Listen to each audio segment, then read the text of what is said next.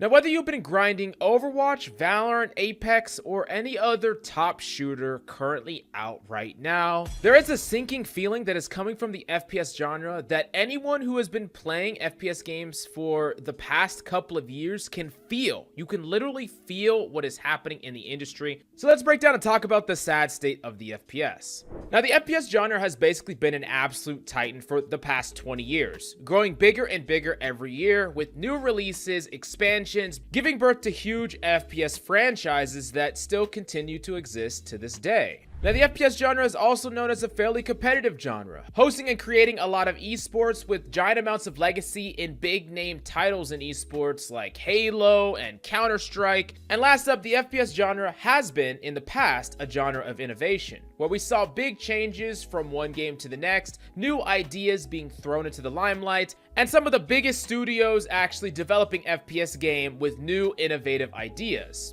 But in recent years, there's been a shift, and anyone who has been grinding FPS games can feel it. There's been a huge shift in the focus of a lot of these games, how games are released, and the overall quality of the product. And the first big reason that I think that things have just sunk downhill so far is because of free-to-play.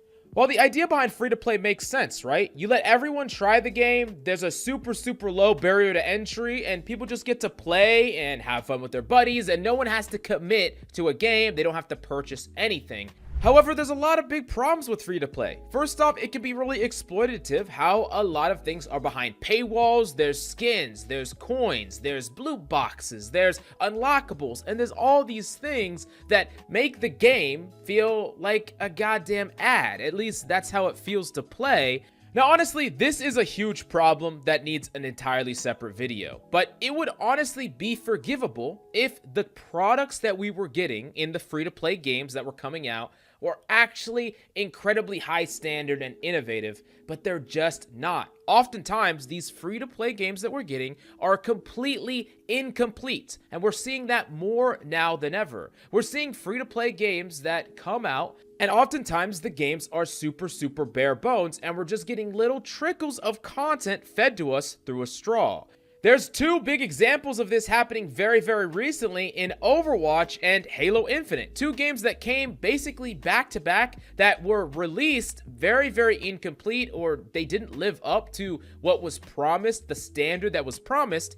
And it's definitely obvious that a lot of these companies are sandbagging updates, sandbagging quality, holding things back only to release it slowly to keep people interested, and combine that with skin sales and things that they're releasing to drive profit. Because every single one of these companies are thinking about how to milk you for the most amount of money while still producing and providing the least amount of quality at the lowest pace. Now, how did we get here? How did we get into a situation where we're still playing the games that feel half-baked, not finished, low quality, profit-centric, and we are still playing these games anyways? Even though all those things are true, how can they get away with this? And there's really two big reasons why they can get away with this. The first thing comes down to the fact that it's a lot of old IPs that are being recycled, drawing in from the nostalgia of players, drawing people in from what they were once addicted to in the past. Like right now, I'm having a ton of fun playing Overwatch 2. I like the gameplay only because I was in love, maybe even addicted to the Overwatch 1 gameplay, at least pre-Ghost era, and Overwatch 2 kind of feels like that. So I am getting a little bit of a taste of the past right now, and that is why I'm most interested and engaged. But if I'm really being honest with myself, Overwatch isn't a complete game. It doesn't feel like a complete game. It feels like a rehash, which is exactly what it is. It's literally the exact same content with a huge update, which is cool, and I don't mind a big update, but when it's sold as something completely new as a free-to-play title, and everything that's in the game is obviously created to drive traffic, and even the story mode, when it finally comes out, it's probably going to come to us bit by bit, exactly like being fed through a straw, my exact point in the first place. And don't even get me started about Halo Infinite, a game that literally did everything wrong, and the player base persistently gave it chance after chance after chance, no matter what they did, including myself, because we wanted it to work, because we remember how much we love freaking Halo. And do we love the current Halo? Do we love the release of Halo today? No, we don't love the Halo release today. We love Halo in our memory. We love Halo as it was, as it stood back in Halo 3 and Halo 2, back in the good old days when games were released as full complete products with tons of maps, skins, and things that you could unlock just by playing the game. And the few things that were behind paywalls felt like they were worth the cost. And oftentimes they were very, very cheap and affordable for the vast majority amount of people. And that brings me to the second problem, and the reason that a lot of these problems will never be fixed, it's because of whales that are actually funding a lot of these practices for the vast majority of these games. Now, specifically when I talk about whales, I'm talking about people that buy every single skin, spend a ton of money, have infinite money, or at least they don't care about money to the point where they'll blow it on cosmetic after cosmetic after cosmetic. And it's a very small percentage of the population, maybe 1% or less of people that play the game, but they buy so much of these cosmetics that these companies are going to keep milking them for all they're worth, and this type of freaking exploitative model just works for them as far as profit's concerned, because profit is all these companies care about. That's what it's all about at the end of the day. And when there's whales that just buy every single Valorant skin, every single Halo skin, every single Overwatch skin, and they drop $130 freaking dollars on an Apex knife, these companies are raking in the cash, and they're doing it with less effort than they've ever done before, and they're producing a worse product than we've ever seen,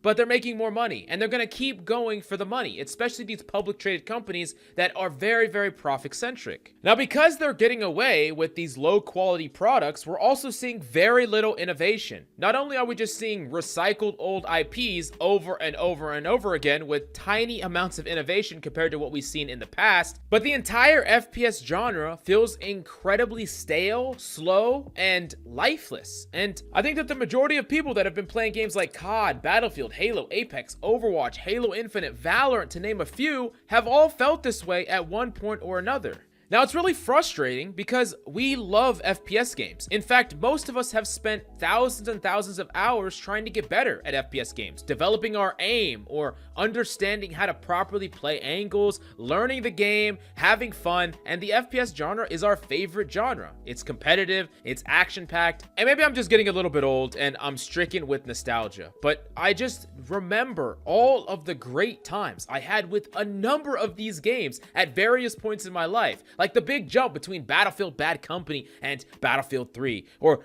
Modern Warfare 2, the original, Halo 3 when it first came out. All of these games were phenomenal. And even more recently, in 2016, when Overwatch released, it was freaking groundbreaking. But that was back before there was a free-to-play model in place. That was back before Overwatch was a name brand and Overwatch actually had to prove itself. And this is true for a number of games. These games are acting like they have nothing to prove. They're acting like they can walk out here and people will play and buy and experience their game regardless of what they do. And for the most part, they're freaking right. And it's frustrating. It's very frustrating. Now look, I understand that games need to make money and companies need to make money, and it's good for gaming if games are producing a lot of money. Yeah, I understand all that. But when I look at the innovation in a lot of other genres, when I look at games like Elden Ring, when I look at games like God of War Ragnarok, when I look at many of the other genres that are being innovated in, and we're seeing really, really insanely cool titles come out that are quality,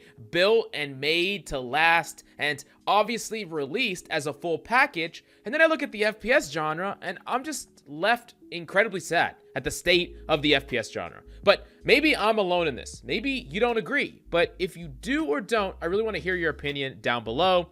I know this is a little bit of a different video than my normal videos, but I needed to get this off my chest and I wanted to just throw it out there and see who agrees or disagrees. But thank you for coming by, smash that subscribe, and I'll see you next time.